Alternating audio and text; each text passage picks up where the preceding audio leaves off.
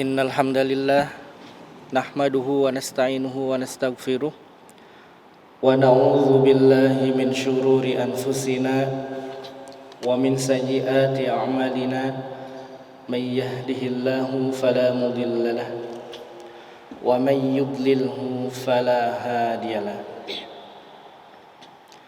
Asyhadu an la ilaha illallah wahdahu la syarikalah wa asyhadu anna Muhammadan abduhu wa rasuluh, amma ba'd.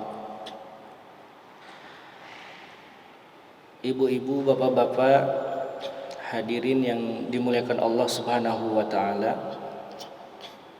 Alhamdulillah atas nikmat dan karunia Allah Subhanahu wa taala, hari ini kita bisa berkumpul di Masjid Istiqomah dalam rangka Thalabul Ilmi, mengkaji, insyaallah kita melanjutkan Kitab Al-Kabair. Kitab Al-Kabair karya Imam Az-Zahabi. Sebelumnya kita sudah membahas Al-Kabair yang sebelum 2 bulan ke belakang ya, tentang dosa besar buka saum Ramadan di siang hari. Sebelumnya juga kita sudah membahas dosa besar tidak mengeluarkan zakat, dosa besar sihir, dosa besar membunuh tanpa hak, dan yang paling besar adalah menyekutukan Allah Subhanahu wa taala. Hari ini kita masuk Al-Kabiratus Sabi'ah, dosa besar yang ketujuh, halaman 41.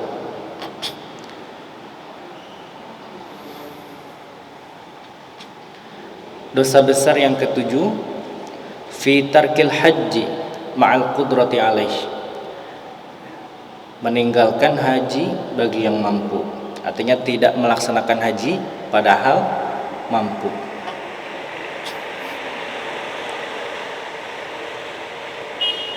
Kita ketahui bersama bahwa ibadah haji merupakan salah satu di antara rukun Islam yang 5. Ya, di mana jika salah satu di antara rukun ini kita tolak kewajibannya, artinya kita tidak meyakini bahwa itu adalah kewajiban, maka masuk kategori kafir. Na'udzubillahi min dzalik.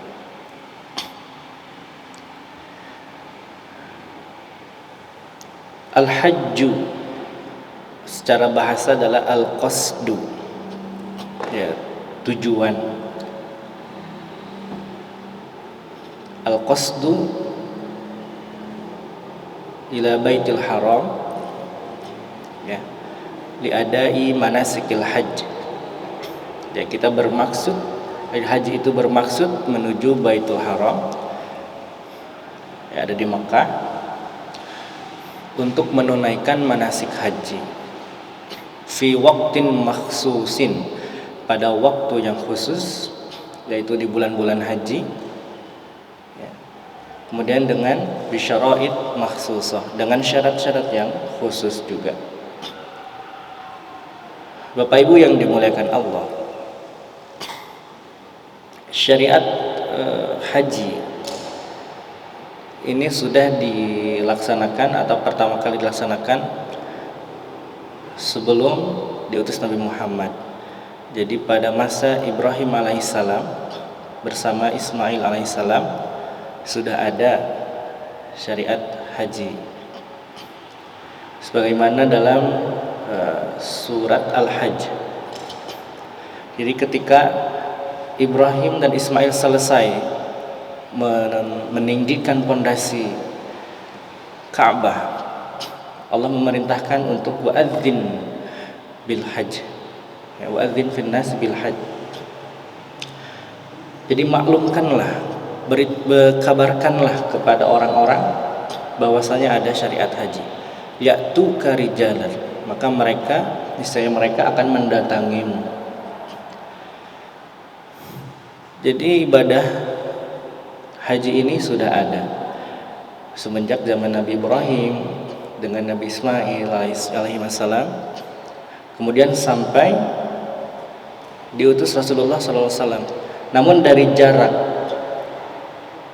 Nabi Ibrahim sampai Nabi Muhammad, orang-orang jahiliyah itu ada yang melakukan bid'ah-bid'ah yang luar biasa, yang menyelewengkan peribadatan haji.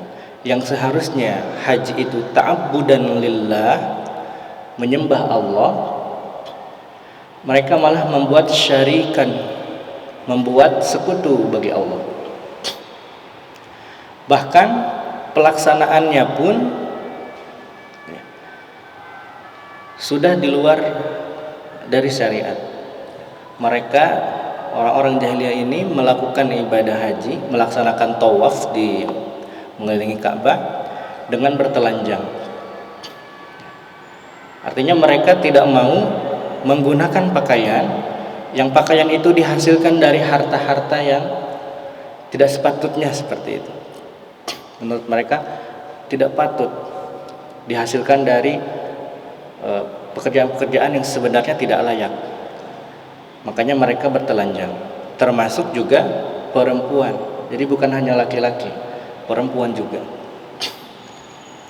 Selain itu, di dalam Ka'bah juga mereka menyimpan banyak berhala.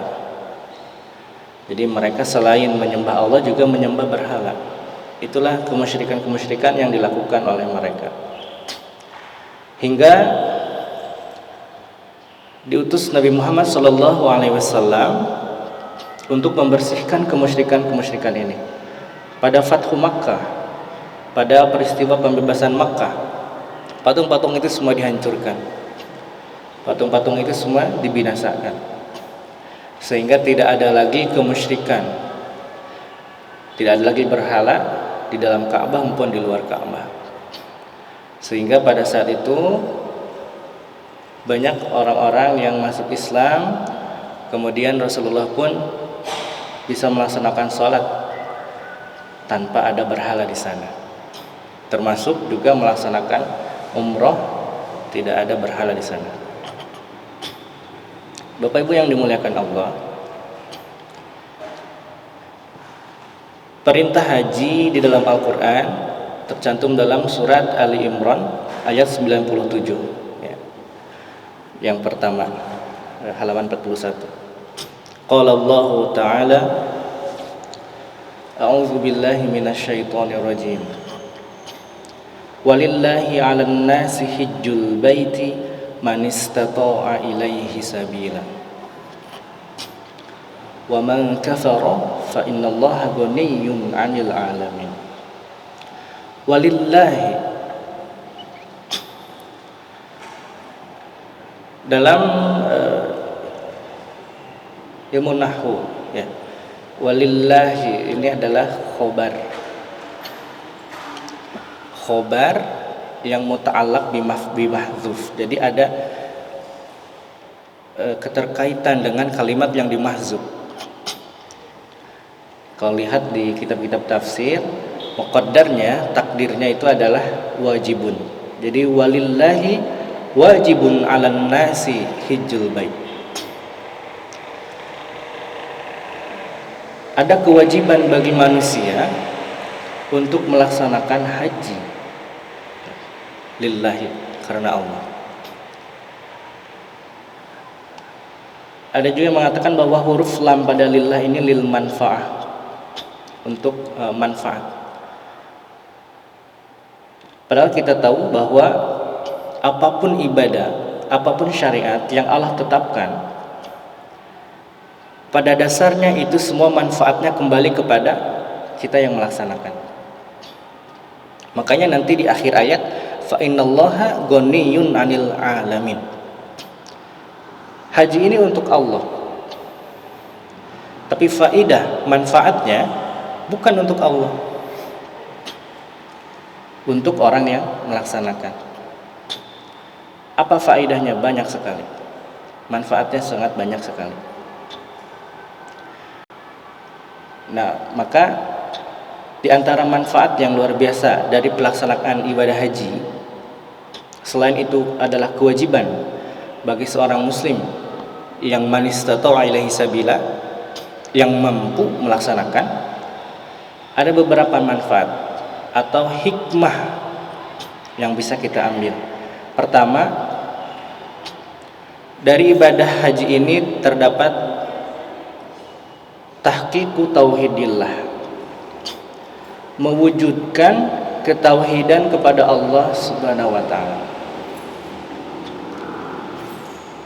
Makanya dalam talbiyah ya, kita katakan labbaik Allahumma labbaik. Kami mendatangi undangan-Mu ya Allah, kami penuhi panggilan-Mu. Berbeda dengan talbiyah yang diucapkan oleh orang-orang jahiliyah sebelum Nabi Muhammad diutus. Allahumma la syarikalah, ya Allah tidak ada sekutu bagimu, illa syarikan huwalaka, melainkan ada satu sekutu yang memang sekutu itu adalah sekutumu tertentu. Tamlikuhu mimma malak, engkau memiliki apapun yang sekutu itu miliki. Maka dari adanya ibadah haji yang disyariatkan semenjak diutus Nabi Muhammad, itu semua dimusnahkan, diganti dengan labbaik Allahumma labbaik, labbaik la syarika lak labbaik, labbaik la syarika lak, ya, la syarik, tidak ada sekutu dan tidak ada pengecualian. Kalau di jahiliyah illa syarikan huwalak, kecuali syarikat yang ada. Tapi di talbiyah yang saat ini tidak ada kalimat illa, tidak ada pengecualian. Jadi semua itu lillah. Innal hamda wan ni'mata lak, sesungguhnya segala puji dan nikmat itu bagimu, bukan yang lain. Laka wal mulku la syarikalak, la syarikalak lagi 2 kali. Ini memurnikan ketauhidan kepada Allah Subhanahu wa taala. Tidak ada lagi kita ketika berhaji menyembah selain Allah atau untuk tujuan selain Allah. Meninggalkan haji bagi yang mampu saja dosa besar. Ada yang mampu, dia bisa melaksanakan haji, tapi tujuannya untuk tujuan duniawi, ya, masuk kategori asyirku. Dia bisa ria, ingin dikenal orang sebagai orang yang sudah haji atau sudah umroh. Pak Haji, Pak Umroh, Bu Haji, Bu Umroh, supaya bisa dipanggil Pak Haji. Tujuannya duniawi, ya, syirik. Kemudian selain mentauhidkan Allah juga ada unsur al-iftiqar ilallah. Jadi merasa butuh kepada Allah. Kita merasa bahwa kita ini miskin, fakir, butuh kepada yang lain, butuh kepada Allah Subhanahu wa taala. Ketika orang-orang melaksanakan haji atau umrah, haji, mereka mengenakan kain ihram. Semua sama, tidak ada yang beda. Tidak ada yang membedakan. Kalau misalkan presiden, ihramnya dari emas, ada? Tidak. Menteri dari perak atau dari kain sutra. Ya, tidak ada yang membedakan. Semua kain ihram sama. Tidak ada yang membedakan. Kalau misalkan orang Indonesia putih ihramnya, orang Afrika kain ihramnya hitam, orang Cina kuning, tidak ada. Semuanya sama. Dan dalam pelaksanaannya semuanya hanya tertuju kepada satu. Sujud hanya kepada satu, Allah Subhanahu wa taala. Butuh. Bapak Ibu yang sudah melaksanakan haji barangkali merasakan di Masjidil Haram atau ketika wukuf di Arafah, berdoa, bermunajat kepada Allah dengan doa-doa yang sangat banyak, dicurahkan semua kebutuhan. Ya Allah, kebutuhan saya ini, atau ya Allah ampunilah dosa kami. Banyak sekali doa-doa yang dipanjatkan, termasuk dalam urusan kemaslahatan dunia. Kita ini orang yang tidak mampu sebenarnya untuk bisa menguasai apapun. Kita semuanya hanya butuh kepada Allah. Manusia hanyalah wasilah. Jadi semuanya memohon pada Allah. Di hadapan Allah semuanya fakir. Fakir semua. Butuh, makanya al-iftiqar, merasa butuh kepada Allah. Semua sama. Kemudian di antara hikmah atau manfaat yang ketiga adalah mewujudkan ketakwaan kepada Allah. Wa tazawwadu fa inna khairaz zadi at-taqwa. Ya. Istita'ah dalam haji itu az-zadu di antaranya bekal. Wa tazawwadu, dan siapkanlah bekal. Ya, berbekallah kalian. Fa inna khairaz zadi, karena sungguhnya sebaik-baik bekal itu adalah at-taqwa. Takwa. Ya, sebanyak apapun bekal yang kita bawa, bahkan melebihi untuk 5 kali haji, dibawa semua, tapi tidak ada artinya kalau tidak ada bekal ketakwaan. Karena tujuan untuk melaksanakan ibadah haji adalah ta'abbud, ibadah lillahi ta'ala, hanya untuk mengharap Allah subhanahu wa ta'ala saja, bukan yang lain. Dan niatnya juga untuk niat haji, bukan niat traveling, ya. Bukan niat untuk pamer. Oh, saya sekarang sedang di Ka'bah, di depan Ka'bah, ya, bisa lihat di belakang saya. Bukan untuk itu, ya. Semuanya lillahi ta'ala. Maka takwa ini adalah bekal yang luar biasa, yang bisa menjaga kesucian jiwa, yang bisa menjaga keimanan kita pada Allah, yang bisa menjaga keikhlasan kita dalam melaksanakan ibadah haji. Itu ketakwaan. Kemudian yang keempat, zikir kepada Allah. فَإِذَا أَفَضْتُمْ مِنْ عَرَفَاتٍ فَاذْكُرُوا اللَّهَ عِنْدَ الْمَشْعَرِ الْحَرَامِ. Atau dalam surat Al-Hajj, liyashhadu manafi'a wa yadhkuru ismallah. Di dalam ibadah haji itu, dalam rangkaian ibadah haji itu banyak doa-doa yang dipanjatkan, banyak zikir-zikir yang dipanjatkan. Itu semuanya bisa mengingatkan kita kepada Allah, semakin dekat kepada Allah. Taqarrub ilallah, semakin dekat.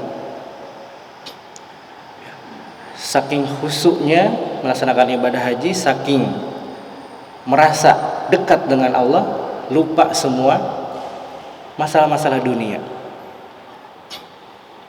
Ya, tidak sedikit mendengar orang yang sudah melaksanakan haji, masalah-masalah dunia, kayak misalkan masalah di kantor, masalah di rumah, masalah apapun, lupa.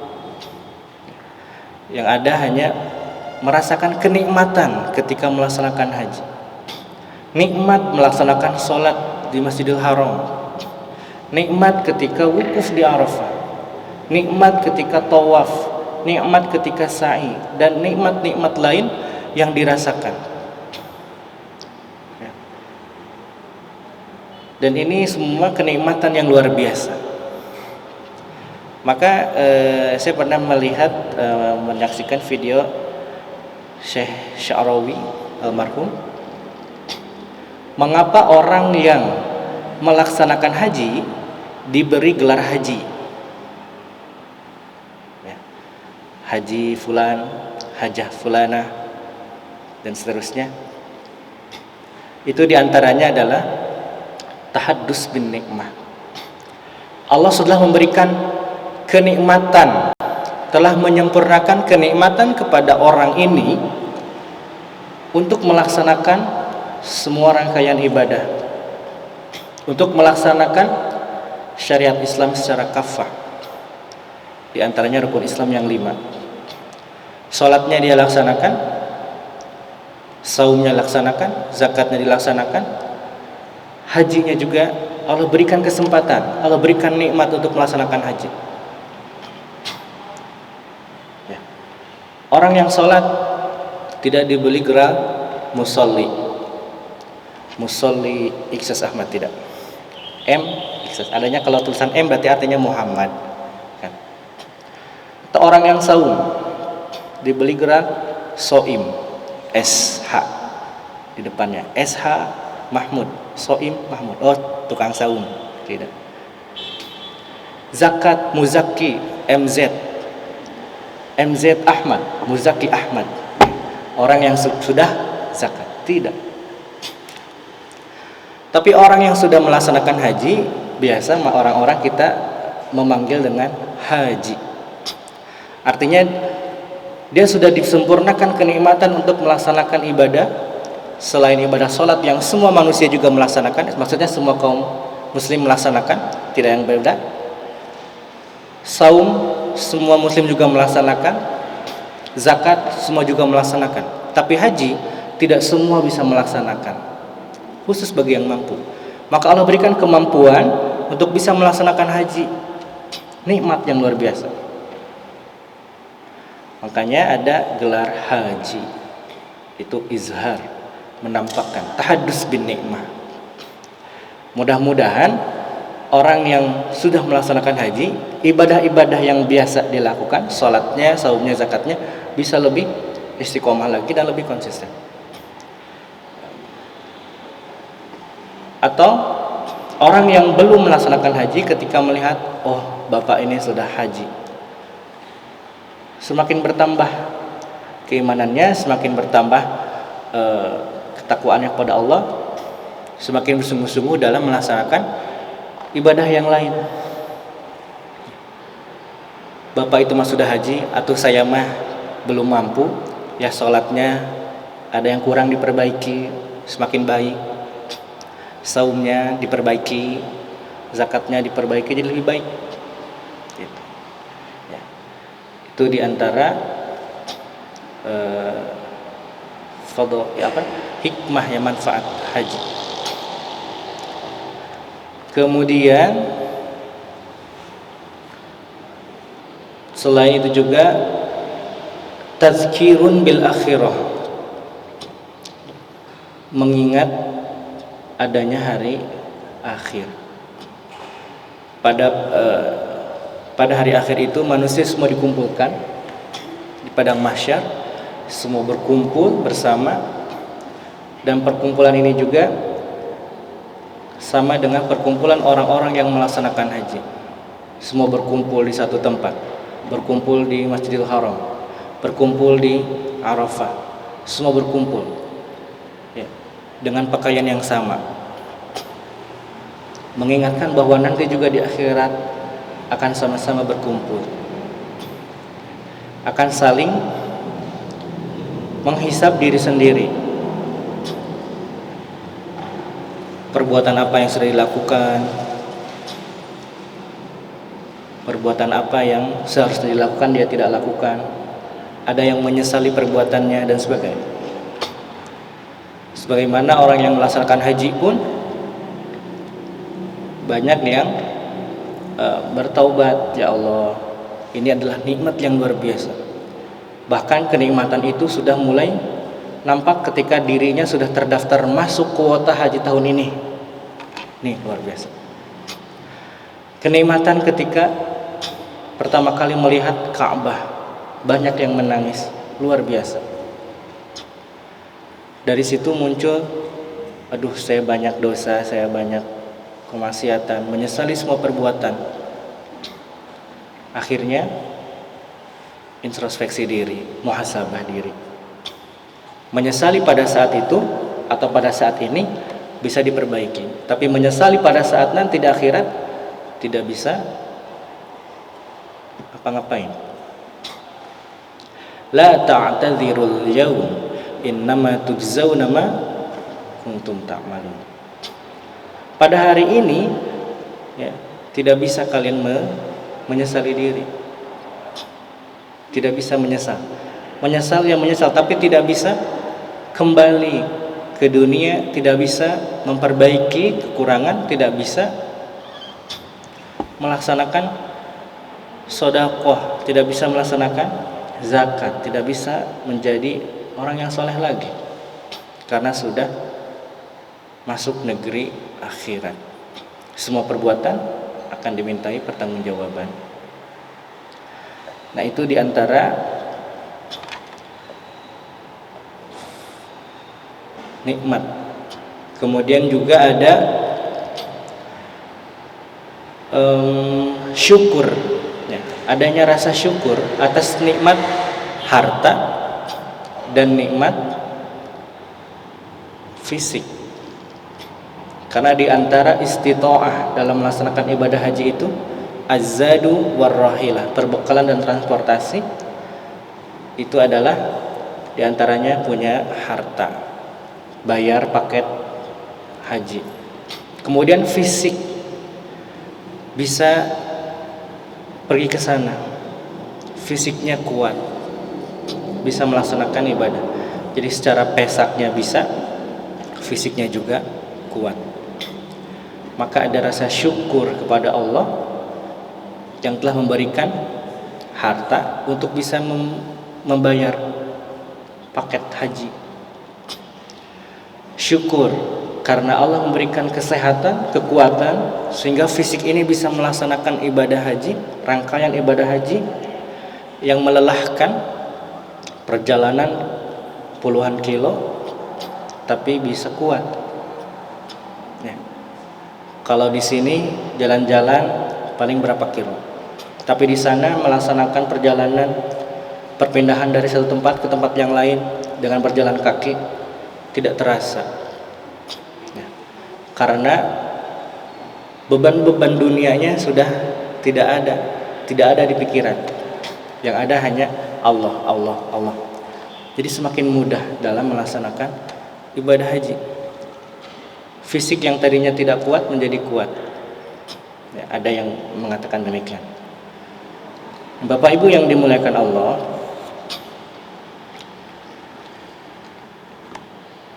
inilah nikmat, di antara nikmat, keutamaan, hikmah disyariatkannya ibadah haji. Ibadah haji ini juga Rasulullah SAW hanya melaksanakan satu kali pada tahun ke-10 Hijrah yang disebut dengan Haji Wada. Kenapa disebut Haji Wada? Wada itu perpisahan, karena setelah ibadah haji itu al-yauma akmaltu lakum dinakum, pada hari ini aku telah sempurnakan agamamu.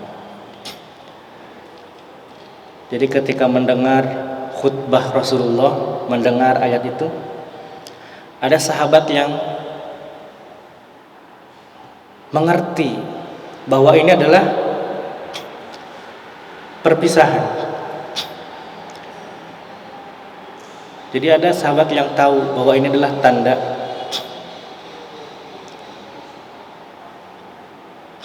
bahwa Rasulullah sudah mau wafat.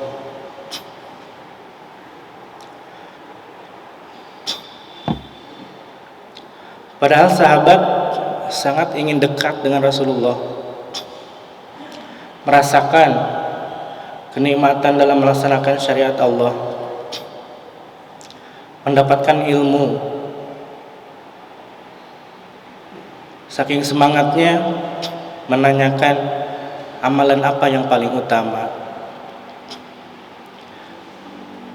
ingin mendapatkan amalan yang lebih banyak.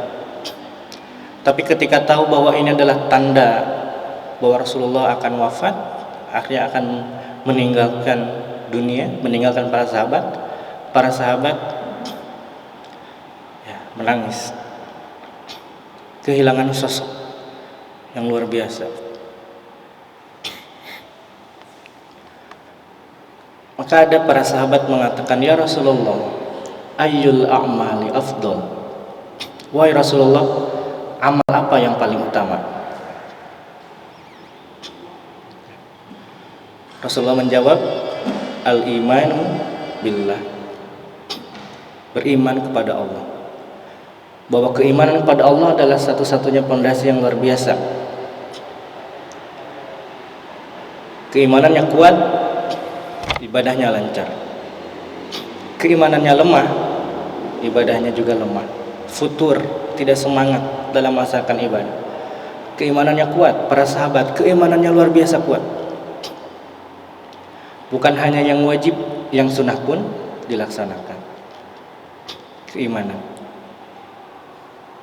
Kemudian yang kedua, al-jihadu fi sabilillah. Amalan yang paling utama yang kedua adalah jihad di jalan Allah. Pada saat itu jihadnya berperang, melawan musuh-musuh Islam. Berjihad. Itu adalah amalan yang paling utama. Amalan utama yang ketiga, al-hajjul mabrur, haji yang mabrur. Nah ini, haji yang mabrur termasuk diantara amalan yang paling utama. Rasulullah pernah bersabda, ayuhan nas, innallaha qad farada alaikumul hajja fahajju. Wahai manusia, sesungguhnya Allah sungguh telah mewajibkan haji kepada kalian. Fahujju, maka laksanakanlah ibadah haji. Ketika ada perintah melaksanakan ibadah haji, ya tinggal melaksanakannya. Tapi para sahabat karena semangat yang luar biasa dalam beribadah, semangat yang luar biasa dalam taqarrub, mendekatkan diri kepada Allah, bertanya, ya Rasulullah, afi kulli amin ya Rasulullah, apakah ibadah haji ini setiap tahun wajibnya? Pertanyaan, apakah haji ini setiap tahun? Kemudian Rasulullah menjawab, itu pertanyaannya sampai diulang 3 kali, tapi Rasulullah masih terdiam. Ketika sudah ditanyakan yang ketiga kali, kemudian Rasulullah bersabda, kalau Rasulullah jawab na'am, la wajabat. Lau qultu na'am, la wajabat. Kalau aku katakan bahwa haji itu harus setiap tahun, pasti diwajibkan. Wala mastata'tum, dan kalian pasti tidak akan sanggup. Itu. Kemudian Rasulullah juga bersabda setelahnya, intinya jangan menanyakan sesuatu yang membuat atau menyulitkan kamu. Karena orang-orang terdahulu, bangsa-bangsa terdahulu, kaum-kaum terdahulu, mereka bertanya justru malah membuat mereka kesulitan dalam melaksanakan perintah Allah. Makanya selanjutnya, idza amartukum bisyai'in fa'tu minhu mastata'tum. Jika aku perintahkan kalian terhadap sesuatu, fa'tu minhu mastata'tum, maka laksanakanlah mastata'tum, sesuai kemampuan. Wa idza nahaitukum bisyai'in fada'uhu, atau dalam kalimat yang lain, fajtanibuhu. Jika aku larang terhadap sesuatu, maka tinggalkanlah, jauhkanlah. Ada 2 perbedaan dalam menyikapi yang perintah itu silahkan kerjakan mastata'tum, sesuai kemampuan. Sedangkan yang larangan, fajtanibuhu, tinggalkanlah. Tidak tinggalkanlah sesuai kemampuan. Artinya dalam meninggalkan hal-hal yang diharamkan, hal-hal yang memang dilarang oleh syariat, tidak ada masyaqqah. Larangan memakan bangkai, tidak ada masyaqqah, tidak ada kesulitan bagi kita. Jangan makan bangkai, ya tinggalkan. Bisa makan nasi, bisa makan asin peda, bisa makan tahu tempe, masih ada yang lain. Tidak sulit, kecuali dalam darurat.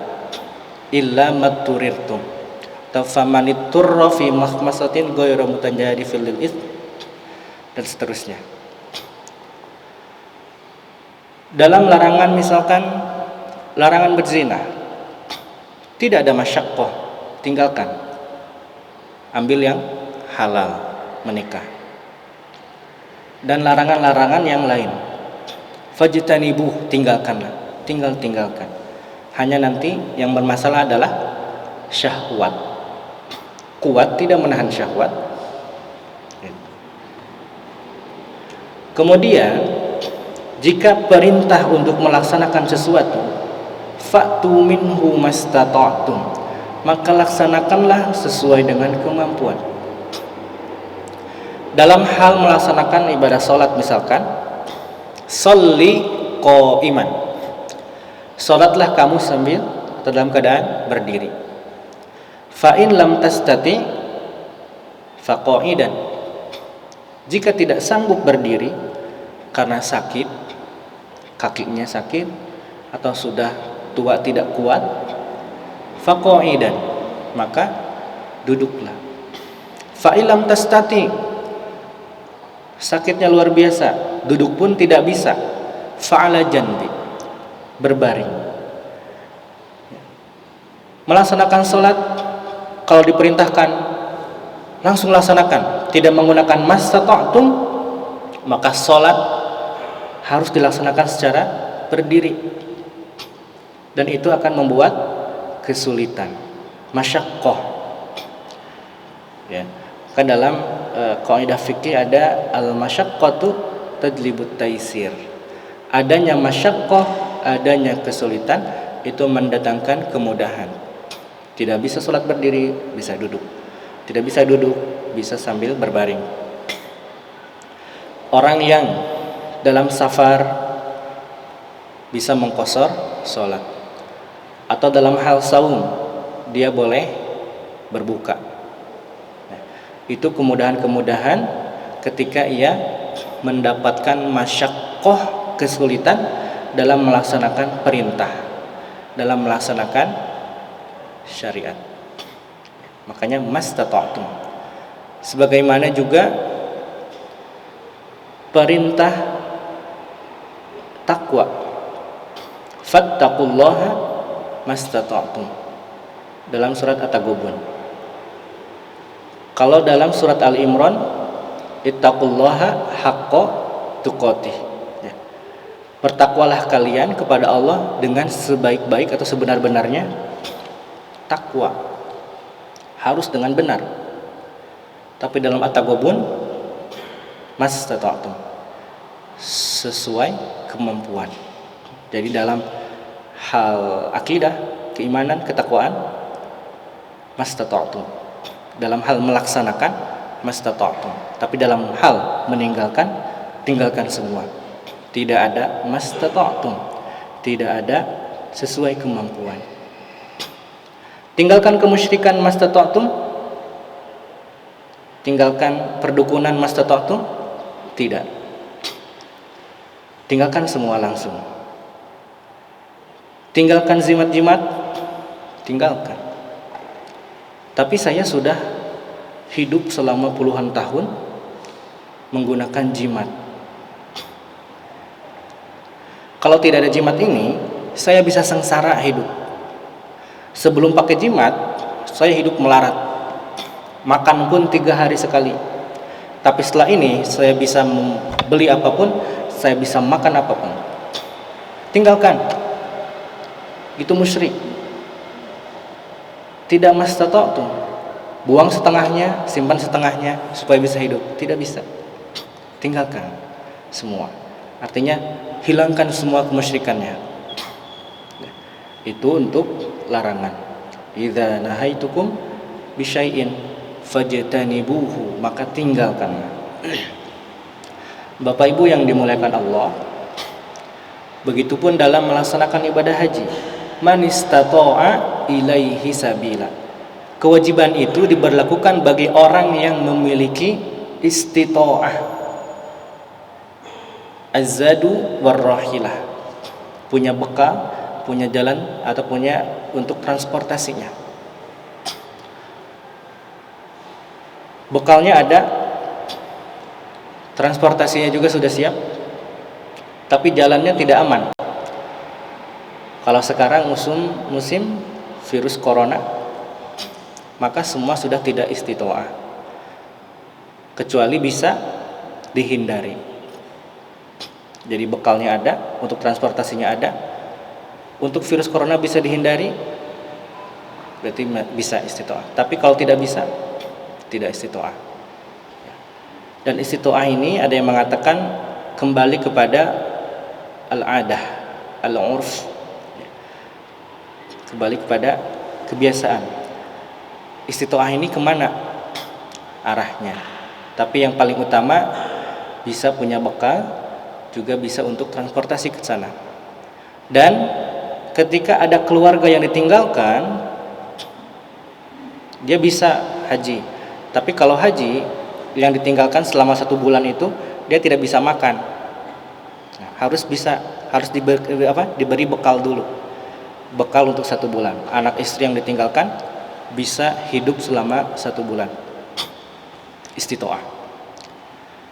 Nah, kalau ada orang yang sudah memiliki keluasan harta, fisiknya kuat, tapi tidak mau melaksanakan haji, masuk kategori orang waman kafara fa innallaha ghaniyun 'anil alamin.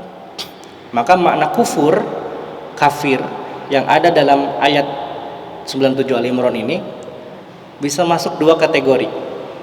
Pertama, orang yang mengingkari kewajiban haji. Ya.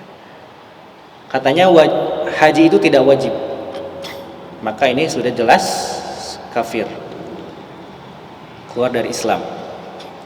Tapi kalau dia hanya mengatakan dia haji itu wajib, tapi saya nggak mau haji, ya, menolak, padahal harta ada, fisiknya kuat, masih muda dan seterusnya, istitoah gitu. Maka itu masuknya kufur nikmat. Allah sudah berikan nikmat, tapi dia tidak mau melaksanakan ibadah haji. Tapi ada juga yang mengatakan mau itu menolak kewajibannya, atau dia meyakini wajib tapi tidak mau haji, masuk juga kategori kufur. Barisan kedua, waqala Nabi sallallahu alaihi wasallam, dan Nabi sallallahu alaihi wasallam bersabda, man malaka zadan wa rahilatan tublighuhu hajja baitillahil haram. Ya, siapa saja yang memiliki perbekalan dan ada untuk transportasinya juga, yang bisa menyampaikannya kepada haji Baitul Haram, jadi bisa membuatnya sanggup untuk melaksanakan haji. Walam yahujja, tapi dia tidak melaksanakan haji, fala alaihi an yamuta yahudiyan aw nasraniyan, atau fala alaihi an yamuta insya'a yahudiyan wa insya'a nasraniyan. Maka orang ini ketika matinya tidak lain, ia akan mati dalam keadaan Yahudi atau dalam keadaan Nasrani, kafir, keluar dari Islam. Wa dzalika li anna Allah Ta'ala yaqul, karena Allah Subhanahu wa taala berfirman, walillahi 'alan nasi hijjul baiti man istata'a ilaihi sabila. Oke. Jadi ada kewajiban bagi manusia untuk melaksanakan ibadah haji bagi orang yang mampu. Wa qala Umar bin Al-Khattab radhiyallahu anhu, Umar bin Khattab berkata, laqad hamamtu an ab'atsa rijalan ila hadhil amsar. Sungguh saya bertekad untuk mengutus pasukan, mengutus orang-orang ke seluruh penjuru negeri, ya, ke negeri-negeri ini. Fayanzuru kullaman lahu jidah. Kemudian mereka melihat setiap orang yang memiliki kemampuan untuk haji. Walam yahujja, tapi mereka tidak melaksanakan haji. Jadi ada orang yang diutus oleh Umar bin Khattab untuk mencari orang-orang yang sudah mampu berhaji tapi tidak melaksanakan haji. Falyadribu alaihimul jizyah, maka wajibkanlah kepada mereka untuk membayar jizyah. Wa ma hum bimuslimin. Mereka bukan orang muslim. Jadi jizyah itu pajak ya untuk orang non muslim. Kalau ada yang diberikan diminta pajak jizyahnya, wa ma hum bimuslimin, maka mereka bukan orang muslim. Wa an Ibnu Abbasin, dan dari Ibnu Abbas radhiyallahu anhuma, semoga Allah meridhai keduanya, qala ma min ahadin lam yahujja wa lam yuaddi zakata malihi illa sa'ala ar-raj'ata indal mauti. Ibnu Abbas berkata, tidaklah seorang yang ia tidak melaksanakan haji dan tidak menunaikan zakatnya, zakat hartanya, melainkan ia akan meminta ar-raj'ah ketika maut, ketika mati. Ini sudah dibahas di man'uz zakat. Jadi ar-raj'ah itu meminta untuk kembali ke dunia. Faqila lahu, kemudian ada yang bertanya kepada Ibnu Abbas, atau yang berkata, innama yas'alur raj'ata al-kuffar. Wahai Ibnu Abbas, yang meminta raj'ah itu, yang meminta kembali hidup lagi ke dunia itu adalah orang-orang kafir. Qala wa inna dzalika fi kitabillahi ta'ala. Kemudian Ibnu Abbas menjawab, jadi bukan hanya orang kafir saja yang meminta untuk kembali, termasuk orang-orang muslim, dan itu semua tercantum dalam Al-Quran. Al-Munafikun ayat 10. Wa anfiqu mimma razaqnakum min qabli an ya'tiya ahadakumul maut. Dan infakkanlah dari apa yang telah kami rizkikan kepadamu sebelum datang kematian kepada salah satu di antara kalian. Fayaqula rabbi laula akhartani ila ajalin qarib. Kemudian ia berkata, orang yang mau meninggal ini berkata, rabbi laula akhartani ila ajalin qarib. Ya Tuhanku, tidakkah engkau berikan aku waktu, mengundurkan waktu, memberikan waktu lagi, jangan sampai dicabut nyawa, jangan sampai meninggal. Untuk apa? Fa'as-saddaq, supaya aku bisa bersedekah, berinfak, membayar zakat. Jadi maksud dari fa'as-saddaq ay uaddiz zakata, maksudnya adalah untuk menunaikan zakat. Wa akun minas sholihin, dan supaya aku bisa termasuk orang-orang soleh. Ay ahujj, maksudnya adalah saya melaksanakan haji. Walai yuakhirallahu nafsan idza jaa ajaluha, dan Allah tidak akan mengakhirkan satu jiwa pun apabila ajalnya sudah tiba. Wallahu khabirum bima ta'malun, dan Allah mengetahui apa yang kalian kerjakan. Jadi orang yang sudah memiliki kemampuan haji tapi tidak bisa melaksanakan haji, menurut Ibnu Abbas, maka ia akan meminta ar-raj'ah ketika sakaratul maut. Ya Allah, laula akhartani ila ajalin qarib, tidak bisakah engkau berikan aku waktu kelonggaran sebentar saja supaya saya bisa membayar zakat, supaya saya bisa menjadi orang yang soleh, maksudnya supaya bisa melaksanakan haji. Tapi Allah menjawab, wala yuakhirallahu, Allah tidak akan mengakhirkan, Allah tidak akan memberikan waktu longgar, Allah tidak akan memberikan sedikit pun waktu tambahan, idza jaa ajaluha, apabila ajalnya sudah tiba, waktunya sudah habis, jadi harus ya mati, tidak bisa ar-raj'ah. Qila fima tajibuz zakat, ada yang bertanya, jadi dalam segi harta itu berapa sih yang bisa mewajibkan zakat itu? Qala bimi'atai dirhamin, Beliau menjawab, dengan 200 dirham. Wa qimatuha minaz zahab, dan nilainya dari emas.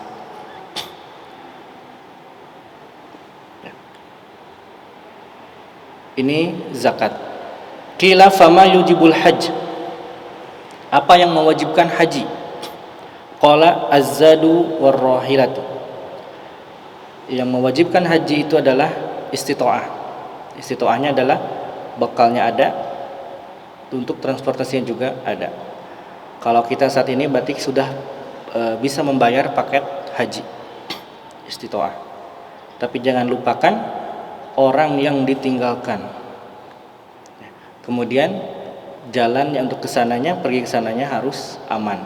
Makanya ketika mau melaksanakan atau pergi ke sana, mau naik pesawat, ternyata cuaca tidak bagus, hujan deras, petir, ya, angin dordar gelap, maka ada delay, yaitu untuk keselamatan.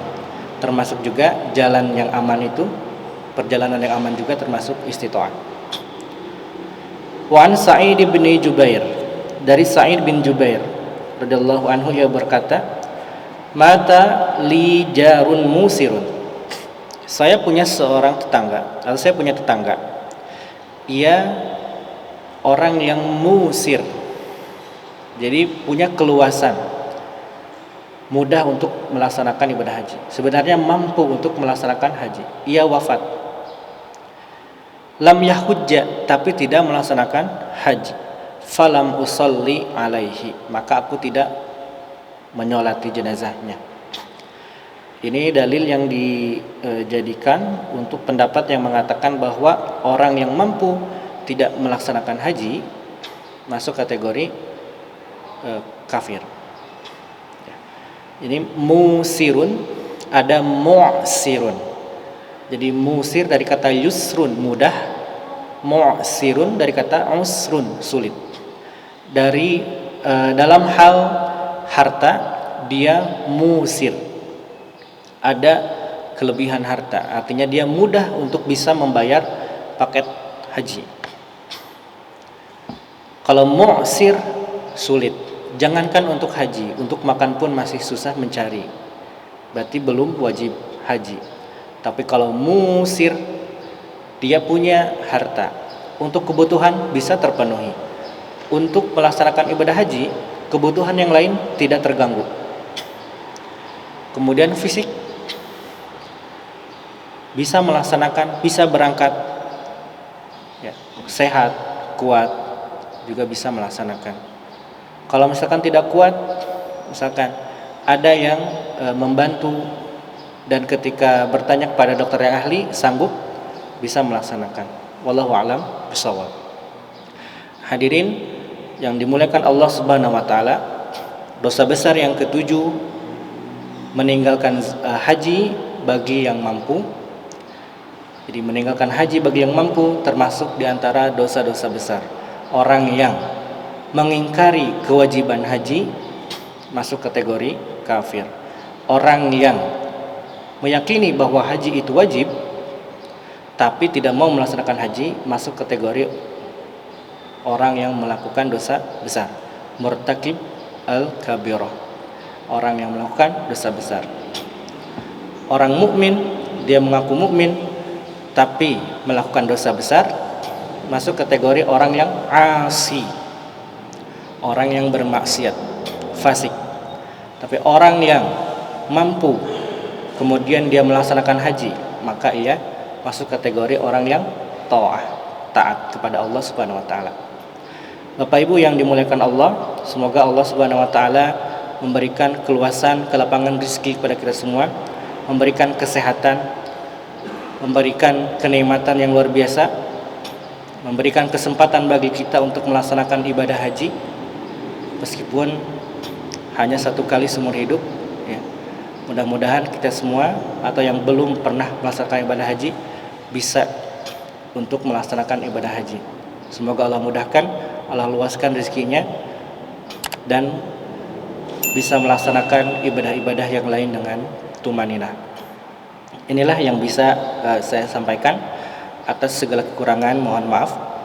Rabbana zalamna anfusana wa illam taghfir lana wa tarhamna lanakunanna minal khasirin. Rabbana atina fid dunya hasanah wa fil akhirati hasanah wa qina adzabannar. Wassalamualaikum warahmatullahi wabarakatuh.